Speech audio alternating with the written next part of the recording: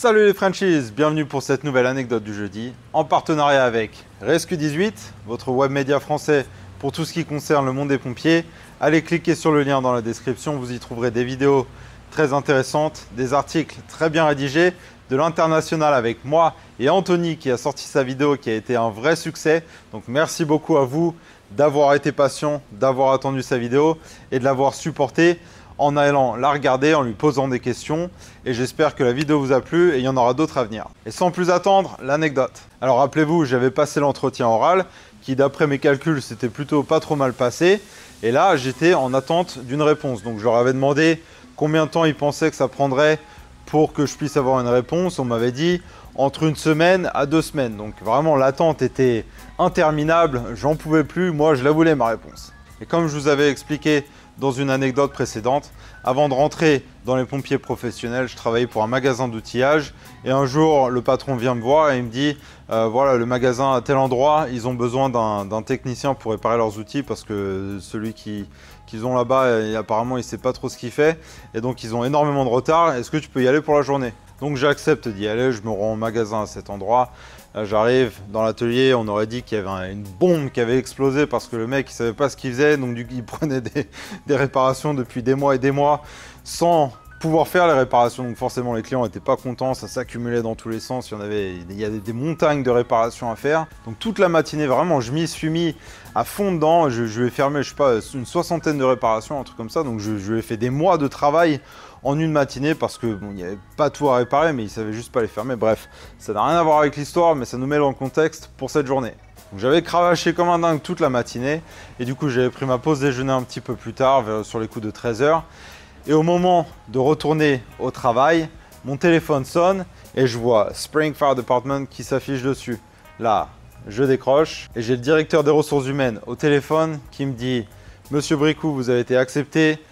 On vous donne une offre d'emploi conditionnelle parce que ici, quand tu te fais engager en tant que pompier professionnel, c'est pas la partie est gagnée, allez c'est bon, il n'y a plus rien à faire. C'est une offre conditionnelle qu'on te donne. » Enfin bref, il m'explique toutes les modalités de l'offre d'emploi et moi j'étais dans ma tête mais comme un fou.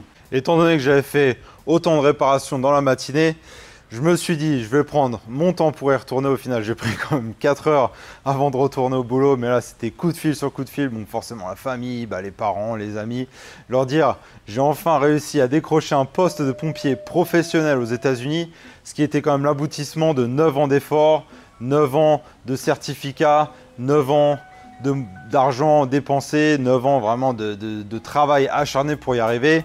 Et au final, ça a payé. Et maintenant, j'ai une petite anecdote dans l'anecdote.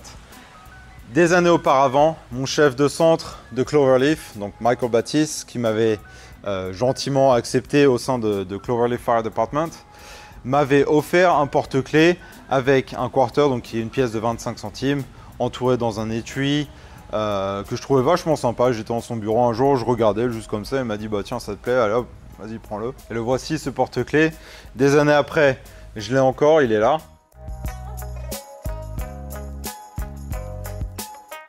Ce porte-clés, ça faisait 7 ans que je l'avais et je l'avais traîné partout avec moi. Donc quand j'avais fait le tour des États-Unis en stop, comme je vous avais dit une fois, et il était venu avec moi, ça faisait des années qu'il était sur mes clés, jamais un problème, le truc n'a jamais bougé.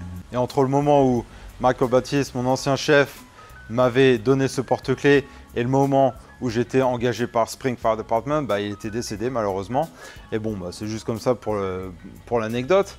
Mais un petit truc qui m'a paru quand même vraiment très bizarre, et c'est pour ça d'ailleurs que je le raconte, c'est avec ce porte-clés qui m'a suivi partout pendant 7 ans, le jour où j'ai reçu l'appel de Spring Fire Department pour me dire que j'avais été engagé, le porte-clés s'est cassé en fait. La partie médaillon et la partie porte-clés se sont séparés, le médaillon est tombé à terre et j'ai trouvé ça quand même vraiment très bizarre que mon ancien chef de centre qui m'avait donné ce porte-clés, qui m'a suivi pendant des années et des années, que ce même porte-clés se casse le jour où je reçois l'appel pour me dire que je pouvais être pompier professionnel à Spring.